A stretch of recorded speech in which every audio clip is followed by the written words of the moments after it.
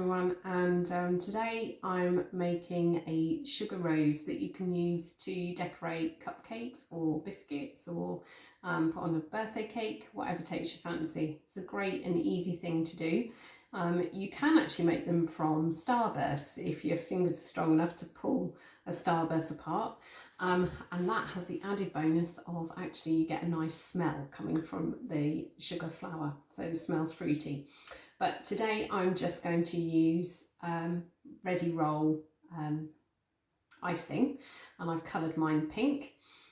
What you need to do is to start off by making 10 little balls, exactly roughly the same size, so sort of like a marrowfat pea size.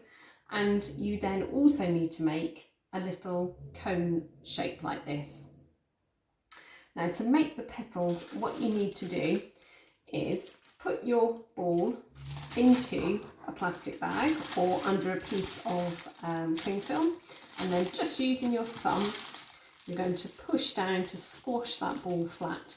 And I tend to squash one side of the ball a little bit more than the other, and that's going to be the top of my petal, so it's quite thin on this top part and a little bit thicker at the bottom.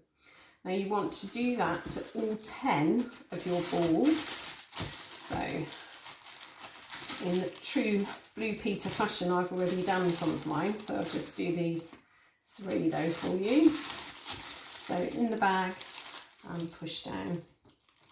Don't worry if your icing looks like it's sort of a little bit ripped or jaggedy, that's quite a natural look. See, that one's quite got caught a little bit on the packet.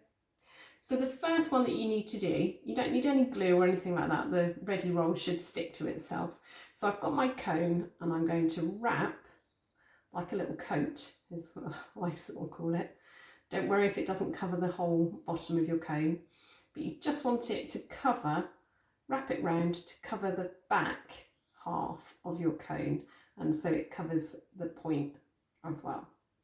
Then you take your next petal and you're then going to put it on the front half, so it will overlap that one that you've just done.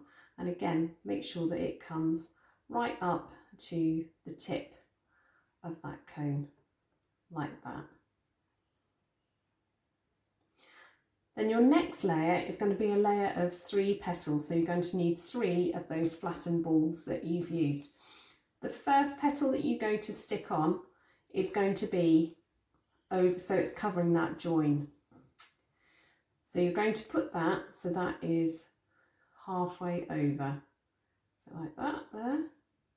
And make sure it's slightly proud of the top of your cone, as this is going to be the open petal now. So you have 1 of your balls, then your next one. So just overlap that petal that you put on and bring it round like that. And then you're going to put that 3rd petal on. So overlap the one that you just put on, and then you lift up the edge of that first petal so that you can tuck it in underneath.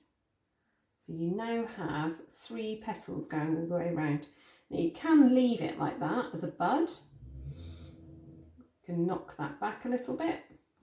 But then the next thing you're going to do is the next layer of petals, and this is where you have a layer of 5 petals. So it's exactly the same. Start on an overlap of those petals, give it a squidge to stay on. This time you're going to want them to be a little bit more open. That's 2. And just work your way around so that you are overlapping 3,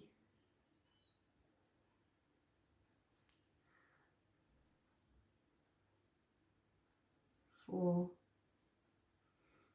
and again for that last one, number 5, you want to lift off that whoops, sorry about that. Lift off that very first petal so that you can tuck it underneath.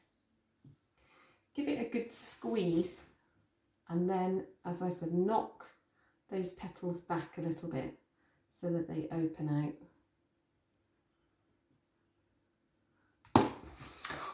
That one doesn't want to stick.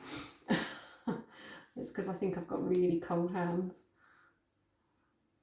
If you have really hot hands, it gets really sticky, and just use a bit of icing sugar on your hand. And there we have your rose. Now you can chop off the bottom because you don't need all of that, and then you'll be able to place that directly onto a cake. So happy sugar rose making. I hope you have some success, and it'll be really lovely to see. Take care. Bye bye.